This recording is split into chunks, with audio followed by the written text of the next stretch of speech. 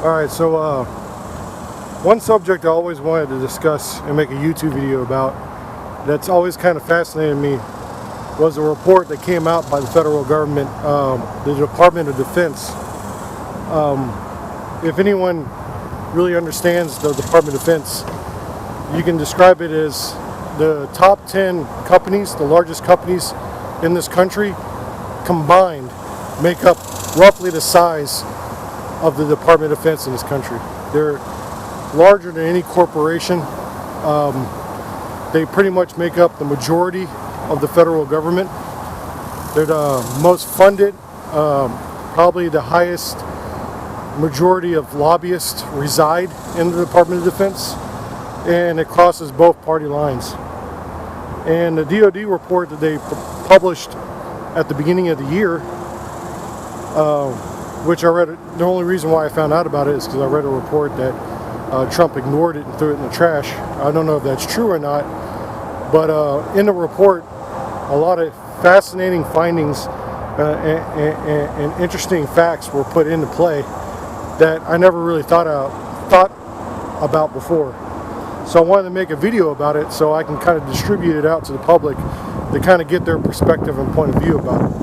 Now, the Department of Defense, in the report, in the very bottom of the first page, that describes how much it cost.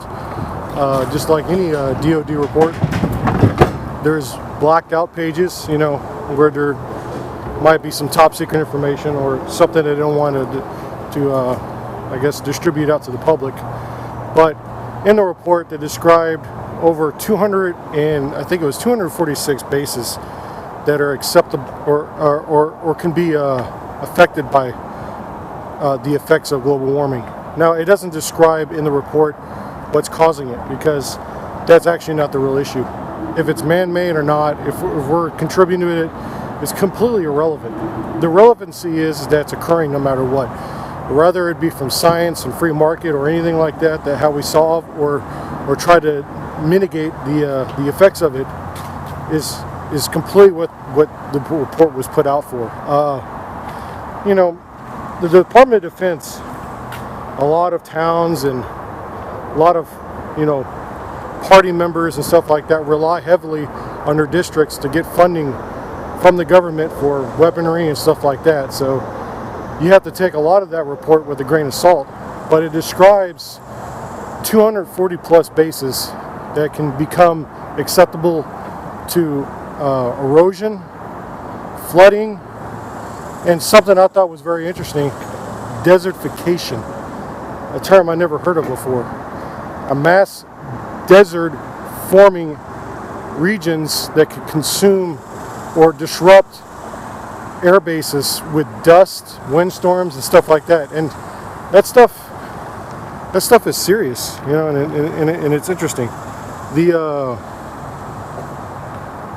one thing that is real interesting about this report is they describe, not in full detail, but what happened in Syria. See, and this happening in Iraq right now. Fresh water, you know, water to feed crops, you know, to do all the essential human activities is diminishing worldwide. It's happening here in this country, but thanks to our ability to, I guess, oversaturate the market with our fiat currency, we're able to finance ourselves away around these problems, but the rest of the world can't. So in the DoD report, they also describe massive human migration, and that's something that's going to increase as time goes by. Looking at Cape Cod in South Africa, entire riverbanks and how's it going? And glaciers and areas that used to feed large chunks of South Africa have dried up. Rivers look like nothing but cracked tiles. People are showering and the water is being collected in bathtubs so they can flush their toilets and do their dishes in it. They're recycling their own wastewater just to survive. And this is a first world part of the country, part of that continent. And Iraq, as of right now, regions that we do not technically have control of, bank-wise or financially, where our economic system hasn't completely taken over, is building dams and suffocating Iraq of water. And back on the whole Syria thing, imagine a country that doesn't have a lot of invested in civil control or how can I put it, or programs to create jobs, so on and so forth. And that country was Syria. That area was basically, people lived on farms, small villages that relied heavily on their crops for profit. And a mass desertification occurred in Syria. Glaciers up in the mountain regions and stuff dried up. Rivers that were leading out of Russia have been either redirected to lakes or just completely been dried up and cut off. It's caused a lot of people to migrate to the town centers. And in the town centers, the government, Assad, cannot keep control of his own people. And when the revolution occurred over there in Egypt and stuff, it migrated over there. And so you got to think of it like this.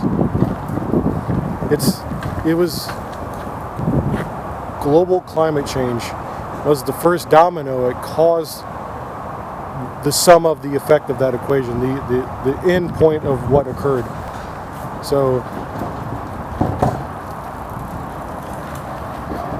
the truth is that a government agency is going to come up with a report so extensive you can't sit there and preach to the American people that global warming is just a myth. It's not. The fact is that it's scientific fact. There's nothing we can do about it in general to argue who did it, whose fault it was, or anything.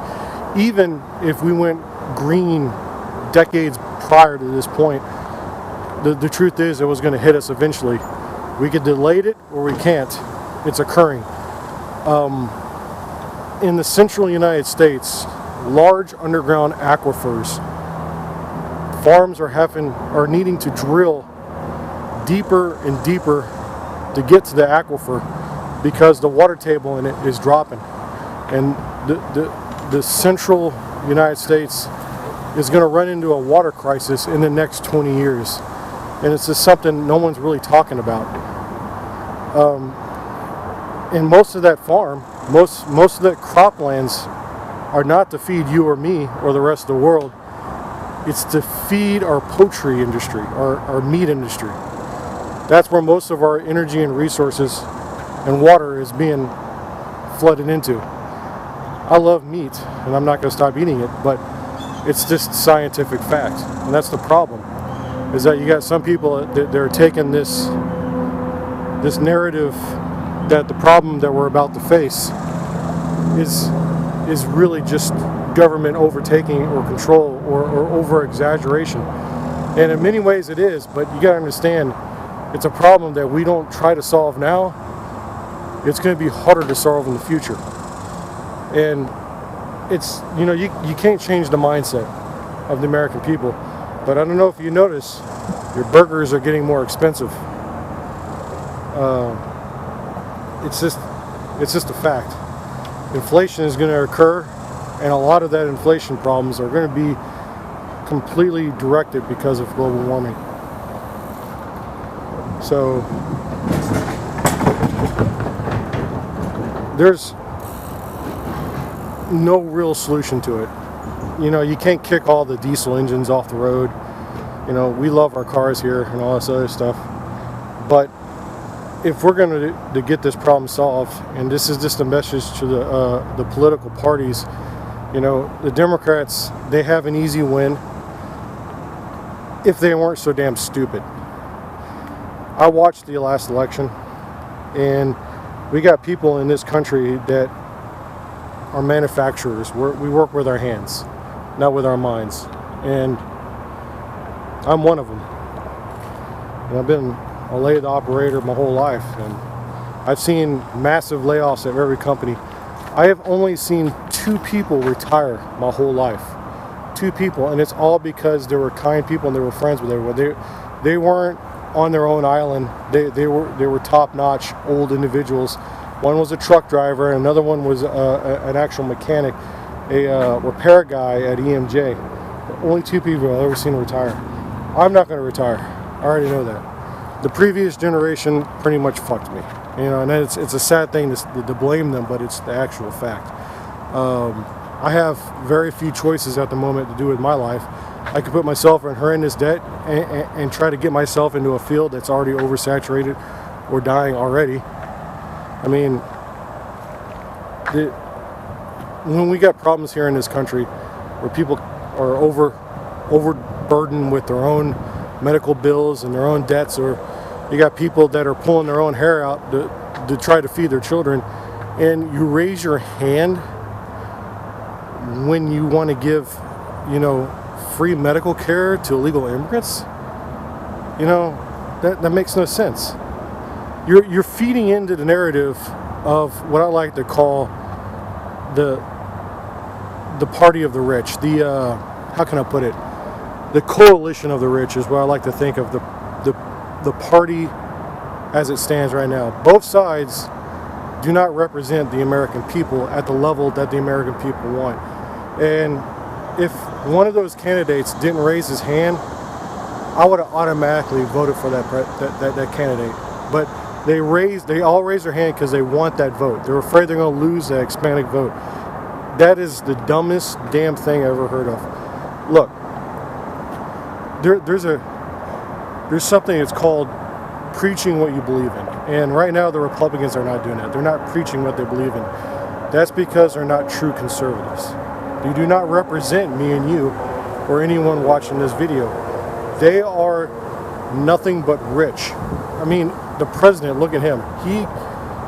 He is literally the symbol of greed and filthy wealth in this country.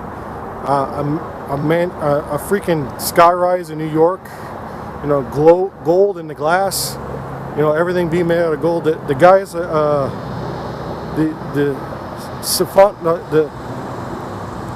projection of what we do not need in the White House. But he could win and act stupid about it and still win if the Democrats do not get their act together. So, and I do not hold them down for this, but there's got to be a way to vote in the middle. Not a full Democrat, not a full Republican. And I have seen a candidate that is running that is kind of in between. He believes that the oil industry should work with the rest of the industries to try to solve the problem. Because let's be honest with this. You're not going to create jobs trying to solve this problem when everything is becoming more efficient. You can create jobs putting a solar panel on each roof, but once a solar panel is on every roof, there's no need to create more panels, right? Well, there's always going to be a housing industry, so that industry could rise up and then dip back down. But they're not going to do that. They don't want that. And plus, you can sit there and create a narrative where only solar panels can be created in this country and not other countries. That means if a solar panel is sold here, it should be created here. No, this dumb candidates, it just frustrates me. I can tell you right now, the majority of what's left when it comes to manufacturing in this country sits in the energy sector. And the energy sector is right now getting fucking pummeled. It's getting kicked in the nuts. That's all I gotta say. Even with this fake narrative about threats from Iran and shit like that, that's not gonna fly. The gas prices are not raising up enough. You can put a moratorium on foreign oil. How much oil we're allowed to bring in from outer sources, but we don't do that. It makes no sense to me. There's not a politician out there I like. All along the eastern seaboard, companies are dying. They were built around a line, a beginning and an end. Coal to the plant, burn, need more coal, get more coal. Same thing in generally in every part of the fossil fuel industry. It comes from the beginning. Oil comes in, it gets transferred into gasoline. All that has jobs attached to it from beginning to end. And we could do that here in this country and be green if we did it the right way, if we tuned it, fine-tuned it, and left the free market able to correct itself.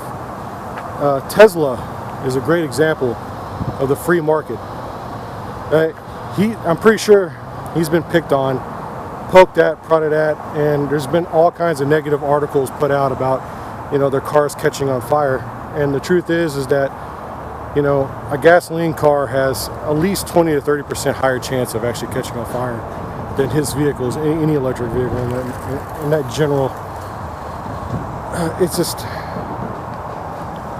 look, we need a good Democratic or Republican candidate that's willing to actually work with the American people instead of just filling their pocketbooks. So, like and subscribe. I need some more comments, but if you agree with me, it's not about if we're creating it or not. It's about, can we solve the problem?